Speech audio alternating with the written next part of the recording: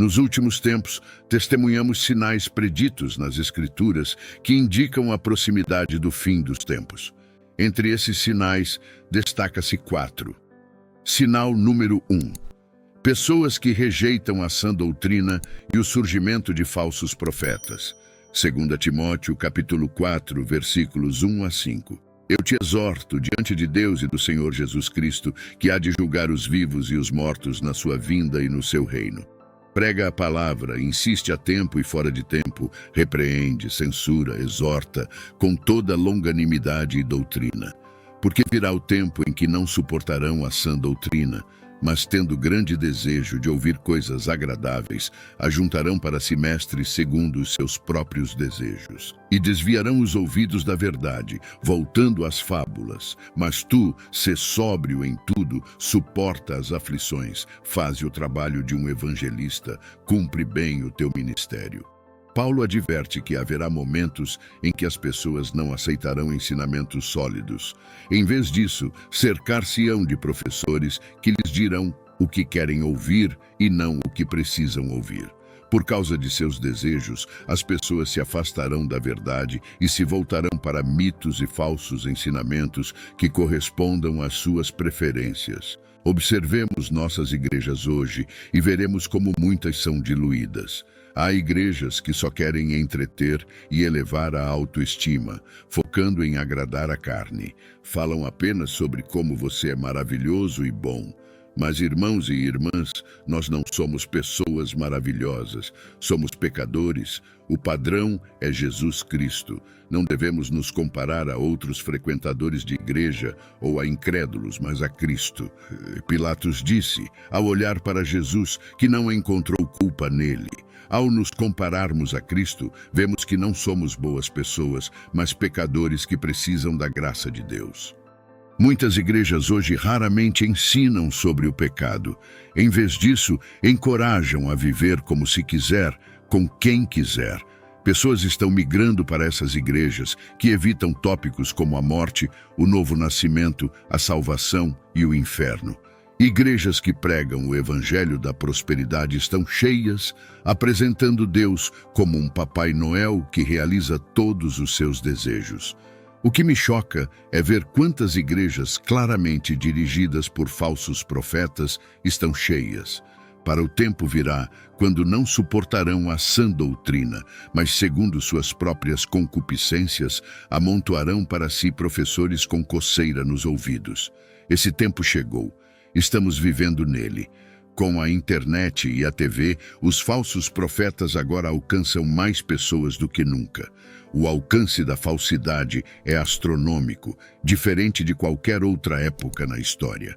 Este sinal de pessoas que não suportam a sã doutrina e a ascensão dos falsos profetas é assustador. Muitos desses indivíduos acreditam de todo o coração que, se morrerem, estarão na presença do Senhor. Mas o que me assusta é que eles podem acabar como o homem rico na parábola do homem rico e Lázaro. Lucas, capítulo 16, versículos 22 a 23. E aconteceu que o mendigo morreu e foi levado pelos anjos para o seio de Abraão. E morreu também o homem rico e foi sepultado. E no inferno ergueu os olhos estando em tormentos e viu ao longe a Abraão e Lázaro no seu seio. Esta é uma das linhas mais assustadoras da Bíblia. E no inferno ergueu os olhos, estando em tormentos. É impossível não refletir profundamente sobre a experiência do homem rico. Ao abrir os olhos naquele reino de tormento, ele inicialmente pode ter pensado que estava sonhando. Quando ele se deu conta de que não era um sonho, mas sim uma realidade brutal e inflexível, a verdade o atingiu com uma clareza implacável. Envolto em chamas e sofrimento, ele compreendeu que não havia como acordar desse pesadelo.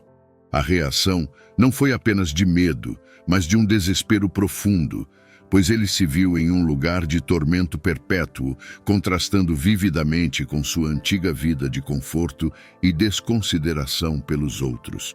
O pensamento mais doloroso é imaginar que pessoas com coceira nos ouvidos possam experimentar o que o homem rico experimentou.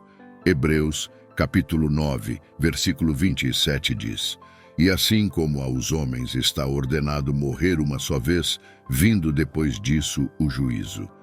Após a morte, o julgamento será o que contará. O que será importante então? Uma igreja que ensinou como ganhar mais dinheiro, como amar a si mesmo mais e encorajou a viver em pecado? Ou uma igreja que apontou para o Deus vivo, o Messias, que exige que vivamos uma vida santa?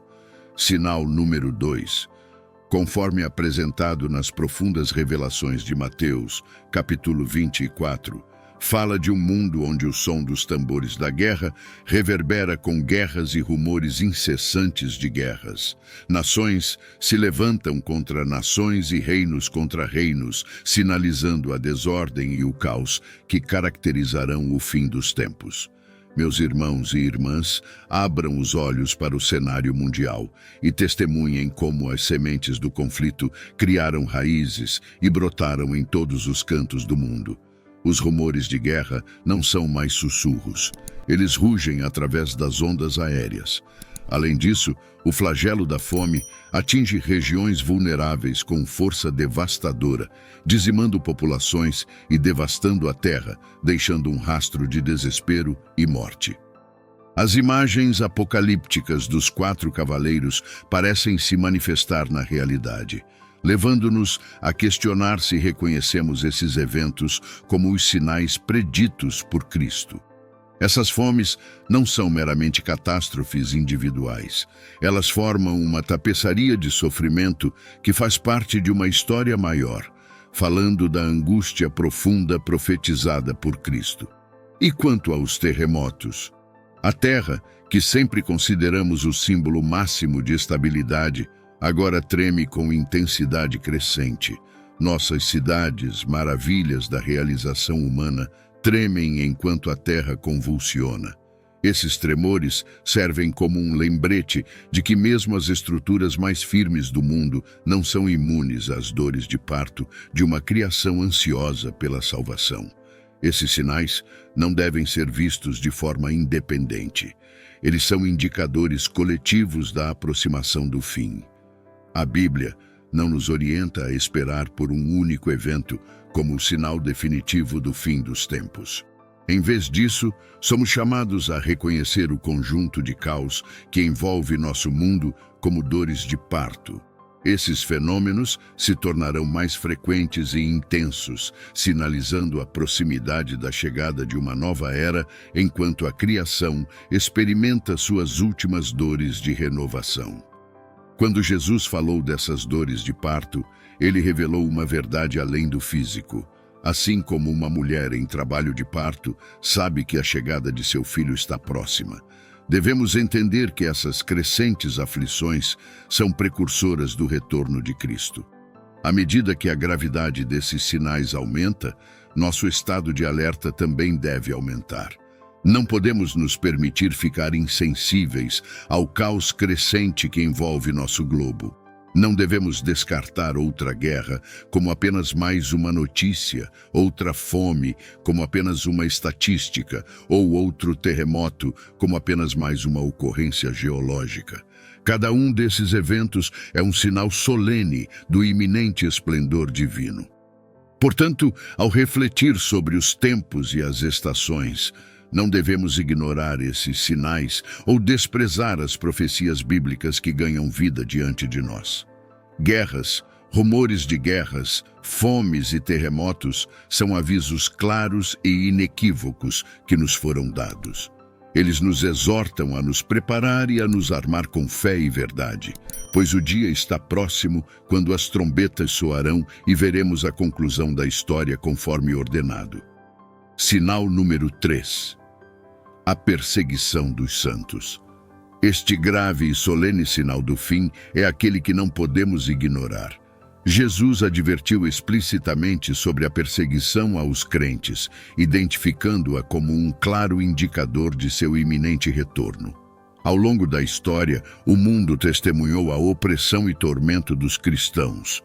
No entanto, À medida que nos aproximamos do culminar da era, essa perseguição está se intensificando, ecoando as advertências proféticas da Bíblia com um crescendo de hostilidade. Não se deixe enganar, pensando que a perseguição é uma relíquia da antiga igreja, distante e desvinculada da nossa experiência moderna. Mesmo agora, em todo o mundo, existem cristãos que vivem sob a sombra da aflição e supressão, enfrentando tribulações que espelham as narrativas arrepiantes do Apocalipse. Eles residem em terras onde simplesmente praticar sua fé pode custar-lhes a capacidade de comprar e vender, viver e respirar livremente. Em lugares onde seu testemunho de Cristo é recebido com raiva e brutalidade, a severidade desses ensaios não pode ser subestimada. Em algumas nações, levar o nome de Cristo é semelhante a usar um alvo. Os crentes vivem com a constante ameaça de perigo. Sua própria existência é um ato de desafio contra regimes e sociedades que desprezam a verdade libertadora do Evangelho. Estas nações, hostis à mensagem e aos mensageiros de Cristo, permanecem como testemunhas claras da perseguição crescente que confirma os sinais dos tempos. Os indicadores do fim dos tempos não devem nos levar a pensar que esta situação está isolada em costas distantes. A perseguição se estende por toda parte, mesmo em nações celebradas por sua liberdade. A hostilidade ao Evangelho está aumentando. O recente ataque a um bispo na Austrália durante uma transmissão ao vivo não é uma anomalia, mas um sintoma gritante de que a perseguição não conhece limites nem respeita fronteiras. Este é um prenúncio das provações e tribulações prometidas para os últimos dias. As Escrituras são claras. Todos os que desejam viver piedosamente em Cristo Jesus sofrerão perseguição. A perseguição aos santos não é uma questão de se, mas de quando e quão severa. À medida que o dia do Senhor se aproxima, testemunharemos um aumento dessa perseguição, que virá em ondas, às vezes de forma aberta e violenta, outras vezes de maneira sutil, mas insidiosa, sempre implacável e cada vez mais difundida. Durante esses tempos, a fé de muitos será testada como ouro no fogo. A coragem dos santos será um testemunho da força que vem de um poder além deste mundo, enraizado na promessa da vitória final de Cristo. Ao testemunharmos a crescente hostilidade para com os crentes, que isso nos motive a permanecer firmes na fé, a apoiar uns aos outros em oração e a lembrar das palavras de nosso Senhor, que nos garantiu: bem-aventurados os que são perseguidos por causa da justiça, pois deles é o reino dos céus. Este sinal da perseguição para os santos não é apenas um aviso, mas um chamado para nos despertarmos, nos prepararmos para o que está por vir e manter firme a esperança de que em Cristo a vitória já está assegurada. A Igreja deve se levantar, se preparar e ecoar a resiliência das inúmeras testemunhas que nos precederam, carregando em suas cicatrizes a prova de uma fé inabalável. Este é o nosso fardo, este é o nosso sinal, esta é a hora antes do amanhecer. Sinal número 4, a propagação do Evangelho. Mateus capítulo 24, versículo 14 diz: E este Evangelho do reino será pregado em todo o mundo, como testemunho a todas as nações, e então virá o fim. Antes do retorno de Cristo, o Evangelho deve se espalhar por todo o mundo. À medida que o tempo avança inexoravelmente para a hora da culminação, a propagação do Evangelho constitui um sinal profundo. O próprio Cristo declarou que este Evangelho do reino será pregado em todo o mundo como testemunho a todas as nações, e então virá o fim. Agora, testemunhamos a palavra perfurando a escuridão dos cantos mais distantes da terra, enquanto tribos e nações, outrora intocadas pela mensagem de salvação, ouvem a alegre proclamação da cruz e de Cristo ressuscitado. A tecnologia que amplifica a voz da iniquidade também serve para impulsionar o Evangelho em velocidades antes inimagináveis. Missões fluem pelo éter, alcançando corações através de ondas e fios que transcendem fronteiras e barreiras. Mesmo em terras onde a chama do Evangelho é proibida de queimar abertamente, ela pisca e pega, desafiando a oposição. Essa propagação não é apenas expansão, é o cumprimento de uma antiga profecia, a própria palavra de Deus se desenrolando como uma bandeira através dos céus. À medida que o Evangelho chega aos confins da terra, o sinal é claro de que a hora do acerto de contas se aproxima. Essa rápida disseminação não anuncia uma era de paz terrena, mas a ata final no drama desta era. Devemos, portanto, ser diligentes como portadores do Evangelho, sabendo que nossa tarefa é urgente, nossa missão é crítica, e os olhos do céu observam enquanto as sementes do reino são plantadas em solo pronto. Este sinal, a propagação do Evangelho, é ao mesmo tempo uma missão e uma marca, um chamado e uma placa sinalizadora do fim.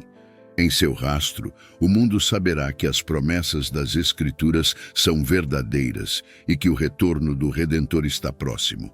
À medida que o Evangelho alcança todas as línguas e tribos, o capítulo final começa. E devemos preparar nossos corações, levantando nossos olhos, pois nossa redenção se aproxima.